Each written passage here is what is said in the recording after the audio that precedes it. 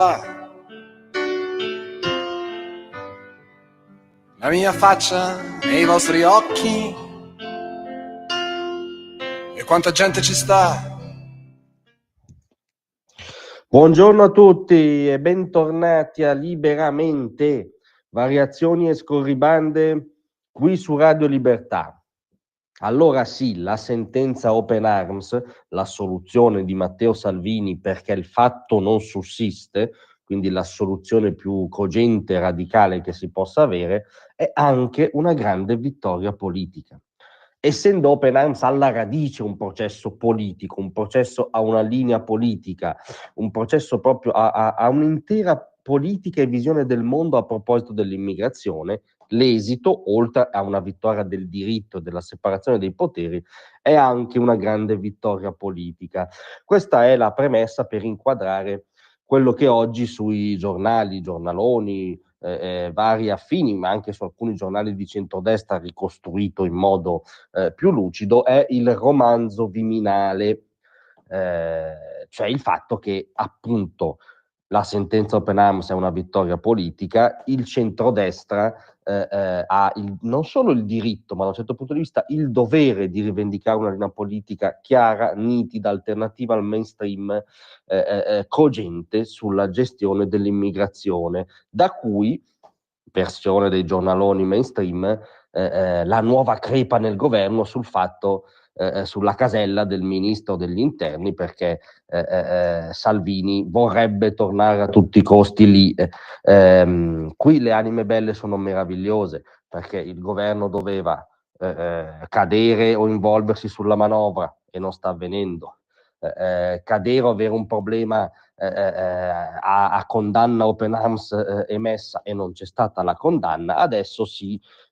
inventano questo nuovo fronte di tensione nella fattispecie tra Salvini e Meloni sul Viminale. Allora questa ricostruzione, come dire, questa chiave masochista, state tranquilli, non è verosimile, cioè non è verosimile che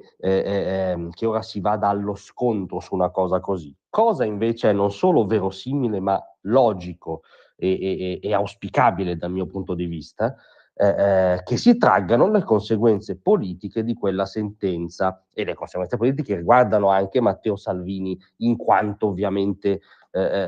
uomo politico. Ma ripartiamo dalle sue parole. Sicuramente occuparsi della sicurezza, del futuro, della tranquillità e della serenità di milioni di italiani è qualcosa di bello, a cui tutti non potrebbero che ambire. E se qualcuno in passato poteva dire Salvini non può andare agli interni perché c'è un processo in corso, adesso quest'alibi non c'è più, ma in questo momento sto bene dove sto, cioè al MIT, dove peraltro sta rivendicando una serie di progetti in itinere, tra cui il ponte sullo stretto di Messina, per dire.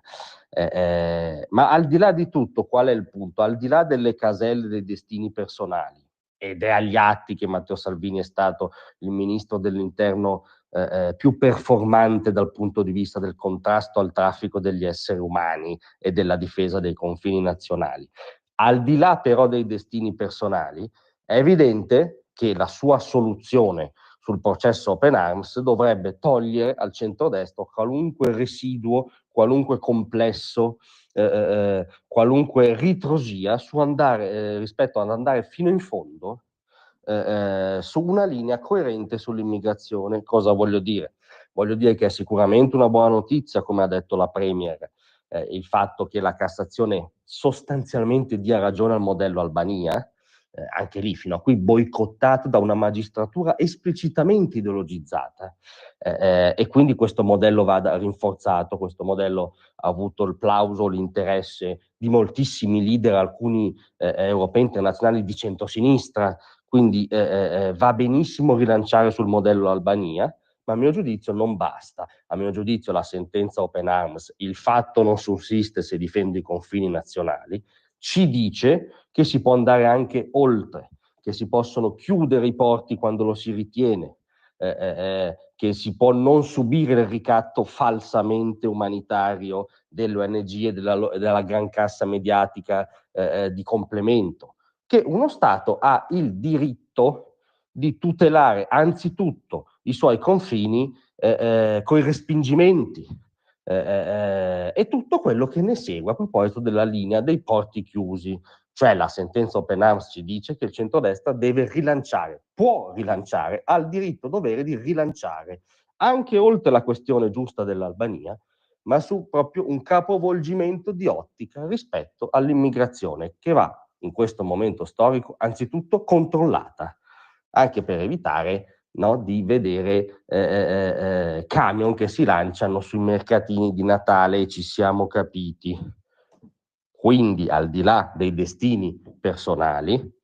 rilanciare sul contrasto all'immigrazione clandestina e anche, particolare non trascurabile, sulla riforma della giustizia, perché quella sentenza lo dice chiaramente, politicamente abbiamo e se saremo coerenti avremo ragione. Grazie a tutti, vi aspetto stasera alle 18. Tra un manifesto e lo specchio